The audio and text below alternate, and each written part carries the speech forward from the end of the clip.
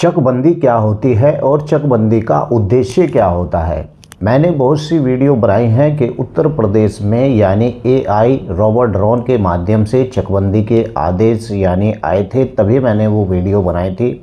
लेकिन चकबंदी का उद्देश्य क्या होता है और क्यों चकबंदी होती है। पहले चकबंदी जरीब एक मापन होता था, जरीब के माध्यम से चकबंदी होती थी और जरीब कितने प्रकार की है ये भी मैंने अपने इस YouTube चैनल के अंदर आपको जानकारी दी है, आप उस वीडियो को देख सकते हैं।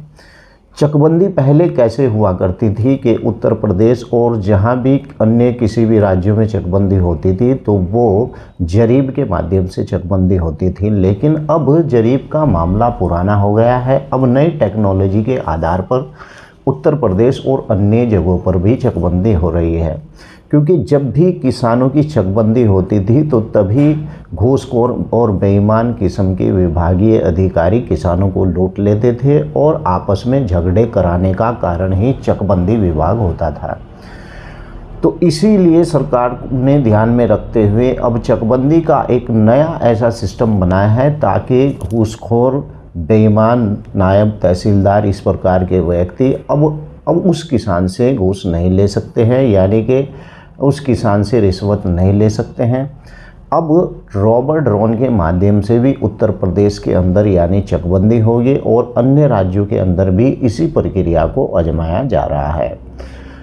तो चलिए आज की इस वीडियो में हम विस्तार से जानते हैं कि चकबंदी के फ़ायदे आखिर किसान को क्या होते हैं और नुकसान क्या होता है। चकबंदी का उद्देश्य क्या होता है, चकबंदी करवाना ज़रूरी क्यों होता है। अगर आप लोग पहली बार इस YouTube चैनल पर आए हैं तो कृपया चैनल को सब्सक्राइब जरूर कर दें और बेल आइकन की घंटी को दबाना ना भूलें। तो चलिए अब विस्तार से वीडियो को शुरू करते हैं। सबसे पहले जान लेते हैं कि चकबंदी क्यों होती है और चकबंदी का उद्देश्य क्या होता है। साथियों, आपको बता दूं कि चकबंदी करने का मुख्य उद्देश्य जो कृषकों को विभिन्न स्थानों पर बिखरी हुई भूमि यानी कि किसी भी अन्य स्थान पर बड़े जो चक होते हैं और खेत में परिवर्तित करना है, तो चकबंदी की प्रक्रिया के माध्यम से किसानों को खेती की संख्या होने के बाद साथ साथ ही यानी कि उनकी जो संख्या होती है वो कम हो जाती है। जब मान लीजिए कि आपका कोई बड़ा चक है और उसके छोटे छोटे आपने कहीं कहीं पर चक आपके चारों तरफ लगे हुए हैं, तो चकबंदी के दौरान आप उसे एक जगह पर करवा कर यानी कि एक ही बड़ा चक बनवा सकते हैं। कृषि कार्य में यानी कि काफ़ी सरलता होती है और कृषकों को खेती का आकार बड़ा हो जाने से वह कृषि यानी संसाधनों को समुचित प्रयोग कर पाते हैं और जिसका सीधा प्रभाव जो पड़ता है वो कृषि उत्पादन को पड़ता है।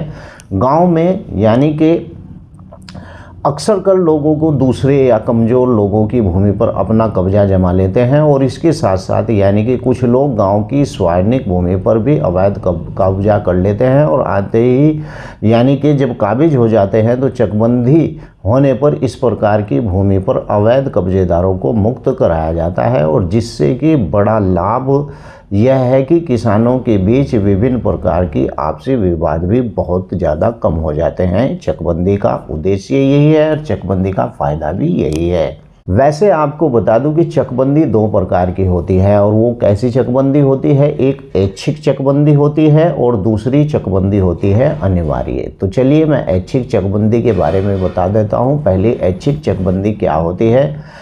ऐच्छिक चकबंदी का मतलब होता है चकबंदी से ही है इसका भी मतलब, और जो किसानों की सहमति के कृषकों की इच्छा पर निर्भर करता है कि दूसरे शब्दों में किसान को बड़ा जो अच्छा से होने वाली चकबंदी का ऐच्छिक चकबंदी कहते हैं। जो किसान के द्वारा उसकी इच्छा के आधार पर चकबंदी कराने को किसान कहता है तो उसे ऐच्छिक चकबंदी कहा जाता है और उसी प्रकार की चकबंदी यानी कराने के लिए किसानों पर किसी तरह का कोई दबाव नहीं डाला जाता है। और ऐच्छिक चकबंदी का सबसे बड़ा लाभ होता है कि चकबंदी बाद में किसानों के बीच यानी विवाद उत्पन्न होने की संभावना बहुत काफ़ी कम होती है।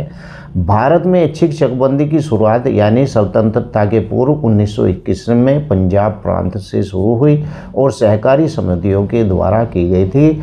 इस प्रकार की जो ऐच्छिक चकबंदी है। अब दूसरी चकबंदी के बारे में बात कर लेते हैं, अनिवार्य चकबंदी, जिसके ऊपर मैंने बहुत सी वीडियो भी बना रखी है। और ये अनिवार्य चकबंदी क्या होती है?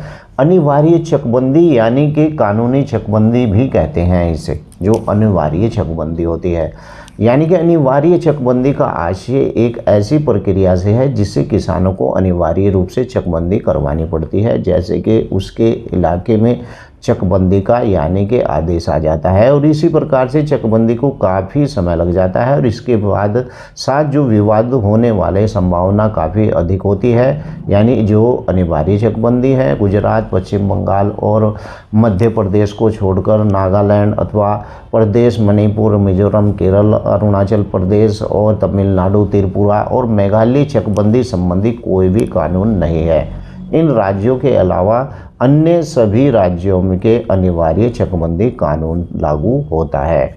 चकबंदी आखिर होती क्या है? चकबंदी शब्द का मतलब होता है चक और बंदी का मतलब दोनों को मिलाकर चकबंदी बनती है, जिसमें चक का मतलब होता है बंदी और बंदी का मतलब होता है बंदोबस्त, यानी कि अर्थात दोनों छोटे छोटे भूखंडों को मिलाकर एक बड़ा भूखंड या खेत तैयार किया जाना। दरअसल जो चकबंदी होती है, चकबंदी को एक ऐसी प्रक्रिया है जिसके अंतर्गत किसानों को इधर उधर की जो ज़मीनें बिखरी हुई पड़ी रहती हैं उनके आकार एक जगह बनाकर एक बड़ा चक बना दिया जाता है और किसानों को खेती करने में आसानी हो जाती है और उनके चकों की संख्या भी कम हो जाती है। इसे ही चकबंदी कहते हैं। तो आज की वीडियो कैसी लगी है इसे लाइक करें और आपका भी अगर कोई सवाल है तो वीडियो के नीचे लिखें। लेकिन अगर आप पहली बार इस यूट्यूब चैनल पर आए हैं तो कृपया चैनल को सब्सक्राइब कर लें। और हाँ, अगर आप लोग मेरे इस यूट्यूब चैनल को ज्वाइन करना चाहते हैं तो आप लोग ज्वाइन भी कर सकते हैं, क्योंकि रमज़ान चल रहा है। मैं